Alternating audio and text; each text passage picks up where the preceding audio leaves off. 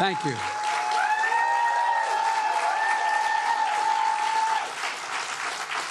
Thank you, thank you, thank you. Please. Thank you, thank you, thank you. It's good to see you all. Particularly good to see my granddaughter sitting in the front row here. Hi, Finn. How are you, honey? For over 200 years, America has carried on the greatest experiment in self-government in the history of the world. And that's not hyperbole, that's a fact. We're the people. The people vote and choose their own leaders, and they do it peacefully. And we're in a democracy. The will of the people always prevails. Yesterday, I spoke with President-elect Trump to congratulate him on his victory. And I assured him that I'd direct my entire administration to work with his team to ensure a peaceful and orderly transition.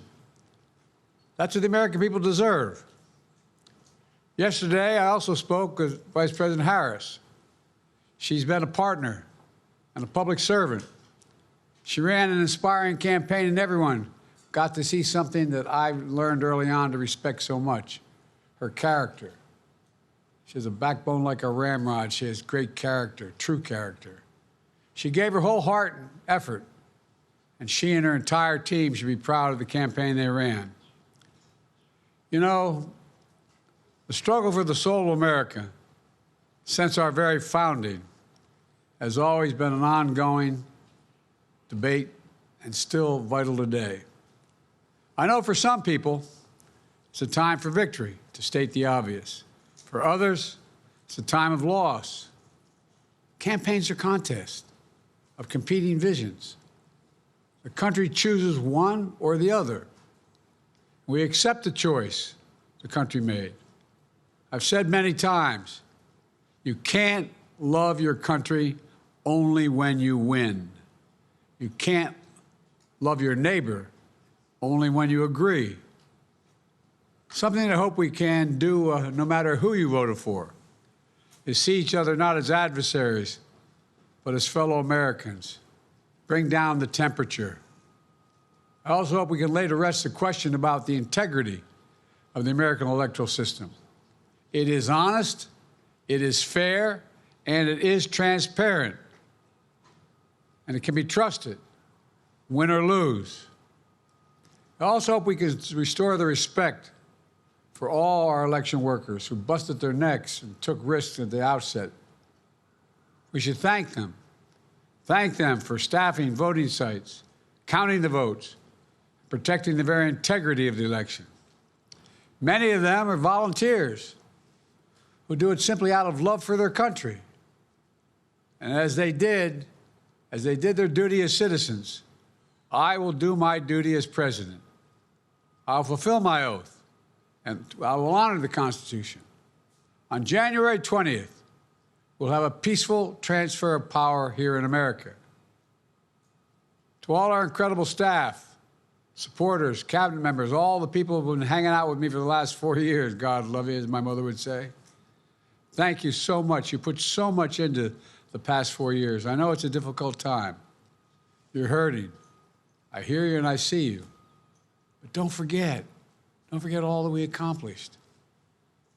It's been a historic presidency.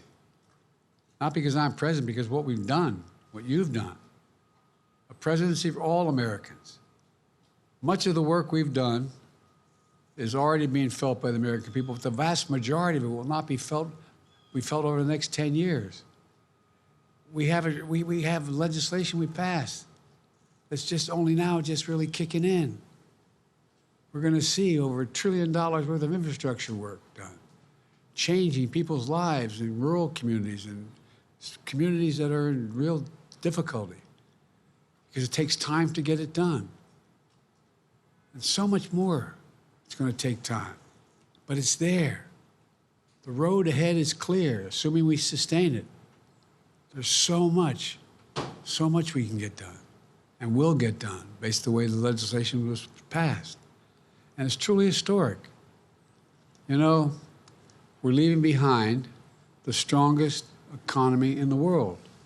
I know people are still hurting, but things are changing rapidly. Together, we've changed America for the better. Now we have 74 days to finish the term, our term. Let's make every day count. That's the responsibility we have to the American people. Look, folks, you all know it in your lives. Setbacks are unavoidable, but giving up is unforgivable. Setbacks are unavoidable, but giving up is unforgivable. We all get knocked down. But the measure of our character, as my dad would say, is how quickly we get back up. Remember, a defeat does not mean we are defeated. We lost this battle. The America of your dreams is calling for you to get back up. That's the story of America for over 240 years and counting. It's a story for all of us, not just some of us. The American experiment endures.